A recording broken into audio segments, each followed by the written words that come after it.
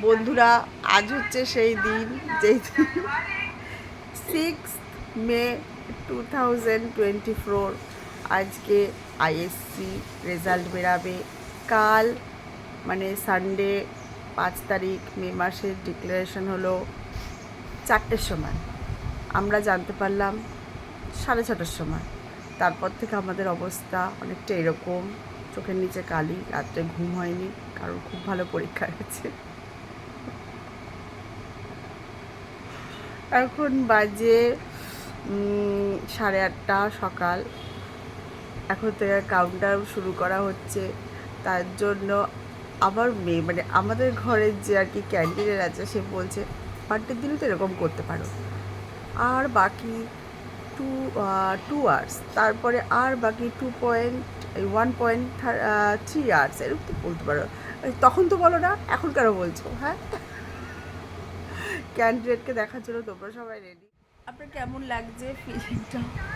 সুন্দর করে বলুন, প্লিজ বলুন। আমি মাইক্রোফোন নিয়ে আপনার সামনে বসে আছি, প্লিজ বলুন আপনার কেমন লাগছে, ফিলিংটা কেমন। আর আপনার রেজাল্ট বেরাতে বাকি 2.5 ঘন্টা। চিন্তাই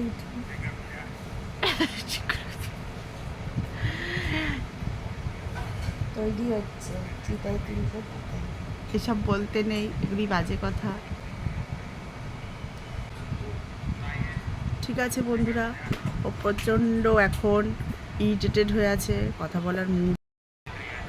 আমরা আসবো আবার ঠিক রেজাল্ট বেরানোর পরে তোমাদের সাথে কথা বলতে। 11টা রিপোর্ট কার্ড বেরাবে, এখন চলছে। আর বাকি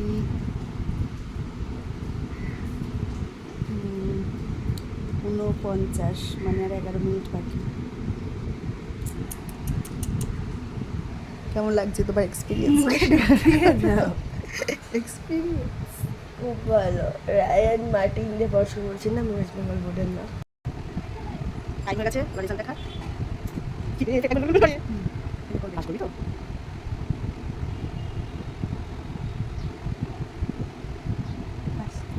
নাম্বার কত পার্সেন্টেজ দেখ, দেখ।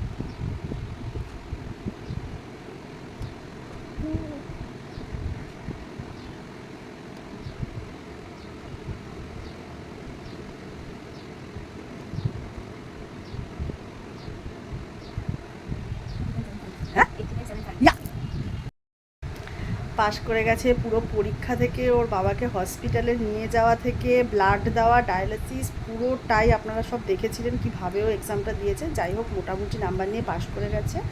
80.75% আছে ওর।